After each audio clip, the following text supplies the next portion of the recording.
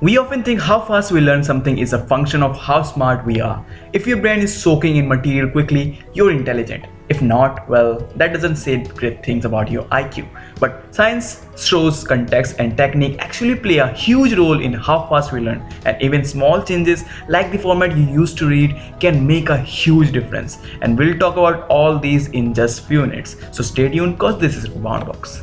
For now, let's talk about the books. We have a conventional book and the audiobooks. Audiobooks have plenty of advantages. You can enjoy them anywhere, even in the car, and not printing books saves trees. Less fluent readers also find them more accessible and absorbing.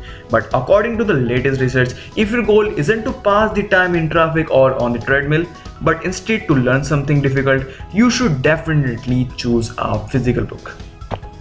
In a recent opinion piece in the New York Times, psychology professor Daniel T. Willingham cited a 2010 study where 48 students either read or listened to an article about child philosophy. Although the students spent the same amount of time with their material and did the same number of distracting activities while they absorbed the information, they scored very differently on a 10-item quiz later. On average, the reader scored 81%, whereas the listener scored 59%. The difference between 81% and 59% is difference between a B negative and an F. So that's not small potatoes. Why does listening versus reading material have such a massive impact on learning? Willingham explains two factors are likely at play. First, most of us read more slowly than we listen, and when you're trying to absorb new information, slower tends to be a better.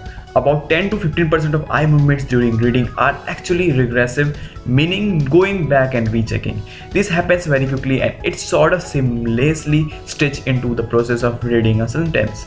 Second, books offer visual cues that help our brains organize and understand new information. Things like chapter breaks, subheadings, and lists aid us in making sense of the material and understanding how it fits together. You lose all that when you go to the audio route. The bottom line is simple: don't feel guilty about passing a commute with an audiobook. That's certainly preferable to spending it swearing at some jerk who just cut you off. However, be aware of audio's limitations when it comes to studying, and seriously consider opting for good old-fashioned reading instead. In fact, you might want to go even one more step more old-fashioned still and actually opt for a physical book over your iPad or Kindle. Another recent study out of Norway found that those who read a story from a conventional book remembered details and the order of events better than those who read in on a screen. Yet more research showed those using screens read faster and were more confident in their comprehension, but actually performed worse on a quiz after. This could be due to Willingham's second point: e-readers give you some visual cues, but not as many as paper book. It's not as easy to know how far long you go in, for example. This science isn't yet conclusive, but it appears that audio and print each have their place. If you want to get some light reading in during a commute or a workout, obviously opt for audio. But if you want to make it as easy as possible to learn something hard, you might want to try reading like it's 1999.